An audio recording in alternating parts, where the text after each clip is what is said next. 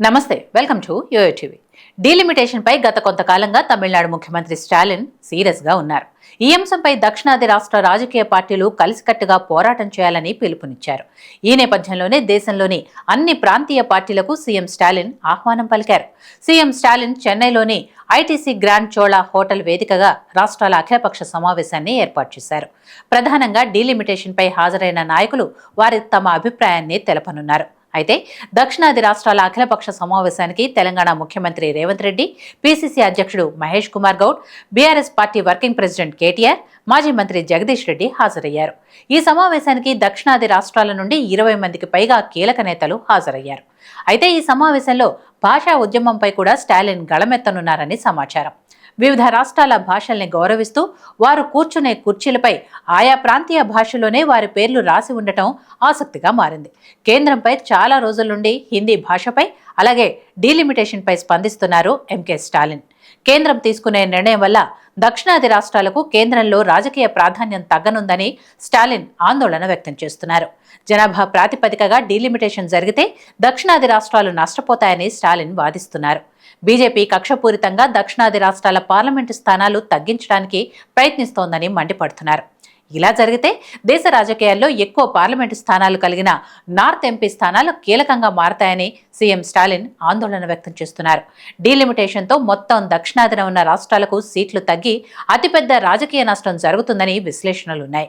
దీన్ని గనుక అడ్డుకోకపోయినా లేదా డీలిమిటేషన్లో జనాభా ప్రాతిపదిక అన్న సూత్రాన్ని కలపకుండా చేయకపోయినా దక్షిణాదికి ఎప్పటికీ భారత పార్లమెంటులో సముచితమైన అవకాశాలు దక్కవని కూడా మేధావులు, ప్రజాస్వామ్య ప్రియులు చెబుతున్నారు.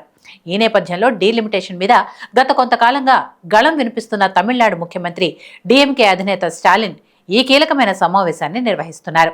ఈ సమావేశం జాతీయ స్థాయిలో ప్రాధాన్యత సంతరించుకుంది. డీలిమిటేషన్ అంటూ ప్రధాని మోడీతో ఢీకొట్టడానికి దక్షిణాది రాష్ట్రాలను ఏకం చేయడంలో స్టాలిన్ పెద్దన్న పాత్ర పోషిస్తున్నారు. బీఆర్ఎస్ వర్కింగ్ ప్రెసిడెంట్ కేటీఆర్ దీనిపై స్పందించారు. డీలిమిటేషన్ వల్ల తెలంగాణతో పాటు దక్షిణాది రాష్ట్రాలు వెనుకపడతాయన్నారు. ఈ డీలిమిటేషన్ ద్వారా దక్షిణాది రాష్ట్రాల గొంతు నొక్కాలని బీజేపీ ప్రయత్నిస్తోందని కేటీఆర్ ఆగ్రహం వ్యక్తం చేశారు. దేశంలో బీజేపీ డబుల్ ఇంజన్ సర్కార్ నినాదంతో ముందుకు వెళ్తోందని, అన్ని రాష్ట్రాల్లో బీజేపీ జెండా ఎగురవేయాలని కక్షపూరిత నిర్ణయాలు తీసుకుంటోందని కేటీఆర్ పరోక్షంగా ప్రధాని మోడీకి చురకలంటించారు. ఈ నేపథ్యంలో నేడు డీలిమిటేషన్ అంశాన్ని తెరపైకి తీసుకొచ్చారని కేటీఆర్ ఆగ్రహం వ్యక్తం చేశారు. భవిష్యత్తులో ఈ అంశంపై కేసీఆర్తో చర్చించి ఓ నిర్ణయం తీసుకుంటామని కేటీఆర్ తెలిపారు. కాంగ్రెస్ ఎలాగో బీజేపీ తీసుకున్న డీలిమిటేషన్ ప్రక్రియని మొదటి నుండి వ్యతిరేకిస్తోంది. ఏపీ తప్ప అన్ని చోట్ల కాంగ్రెస్కి బలం, ఉనికి ఉన్నాయి.